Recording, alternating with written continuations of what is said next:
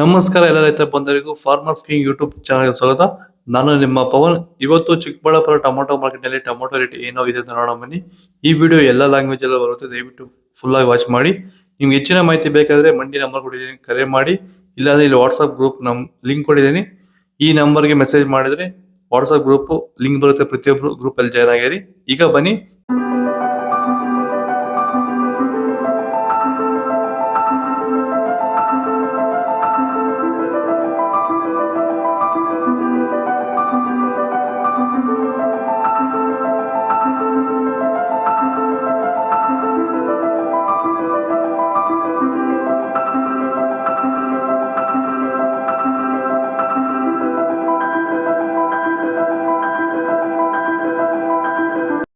ಚನ್ಮರಿಯಪ್ಪ ಅಂತ ಮಲ್ಸಂದ್ರ ವಿಲೇಜು, ನರಸಾಪುರ ಹೋಬಳಿ, ಕೋಲಾರ ತಾಲೂಕು.